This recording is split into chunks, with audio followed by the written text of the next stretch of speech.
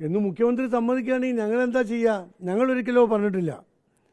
കഴിഞ്ഞ പാർലമെൻറ്റ് തെരഞ്ഞെടുപ്പിൽ ഇന്ത്യ രാജ്യത്ത് ജനാധിപത്യവും മതനിരപേക്ഷതയും നിലനിർത്താൻ ശ്രീ രാഹുൽജി നേതൃത്വം നൽകുന്ന ഇന്ത്യ മുന്നണിക്കേ കഴിയൂ.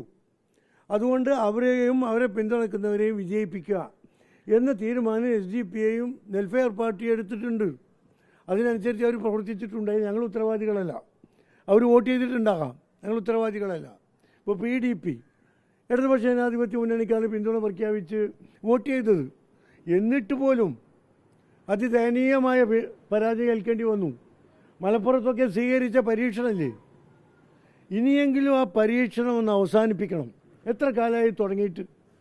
തോൽക്കുകയാണെങ്കിലും സ്വന്തം പാർട്ടിക്കാരനെ നിർത്തി അന്തസ്സായി ഇടതുമുന്നണിയുടെ പേരിൽ വോട്ട് ചോദിച്ച് ജയിക്കാൻ ശ്രമിച്ചൂടെ? അങ്ങനെ വോട്ട് ചോദിച്ച് തോൽക്കുന്നതിൽ ഒരു അന്തസ്സില്ലേ?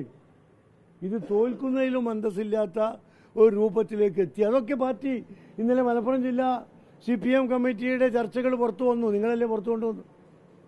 അതിൽ പറയുന്നത് മലപ്പുറത്ത് പൊന്നാനിയിലെ സ്ഥാനാർത്ഥി നിർണയത്തിൽ പറ്റിയ അപാകത. ഇവർക്ക് കലാകാലങ്ങളിലും അപാകത തന്നെ അത് പറ്റാറുള്ളൂ.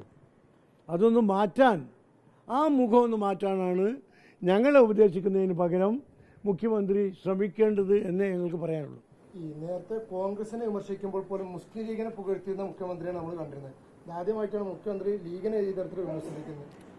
അല്ല, ലീഗിന് അദ്ദേഹത്തിൻ്റെ വാചകങ്ങൾ ശ്രദ്ധിച്ചാൽ മനസ്സിലാവും. അദ്ദേഹത്തിൻ്റെ പ്രസംഗത്തിൽ മുസ്ലിം ലീഗിൻ്റെ പൊതുമുഖം നല്ലതാണ്. ഇപ്പോൾ ഈ തെരഞ്ഞെടുപ്പിൽ SDP-യും വെൽഫെയർ പാർട്ടിയും കൂടെ ഉണ്ടായി എന്നുള്ളതാണ് പറയുന്നത്. മുസ്ലിം ലീഗിന് അദ്ദേഹം കുറ്റം പറയുന്നില്ല.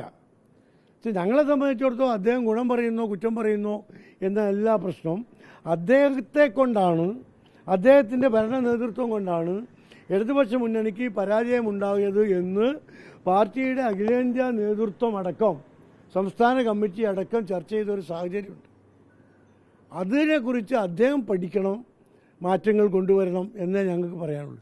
എപ്പോഴും മുഖ്യമന്ത്രി കണക്കുകൾ നിരത്തി ന്യായീകരിക്കുകയാണല്ലോ പരാജയത്തെ. അപ്പോൾ അതിനെങ്ങനെ?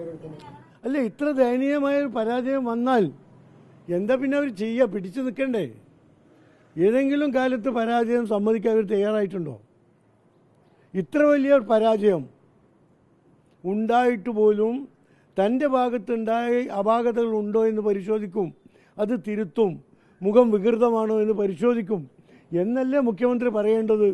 മറ്റുള്ളവരുടെ മുഖത്തേക്ക് ശ്രദ്ധിക്കുന്നതിന് പകരം സ്വന്തം മുഖത്തിൻ്റെ ഇപ്പോഴത്തെ അവസ്ഥ എന്താണ് എന്നല്ലേ മുഖ്യമന്ത്രി ചിന്തിക്കേണ്ടത്. അത്ര ഞങ്ങൾക്ക് ചോദിക്കാനുള്ളൂ.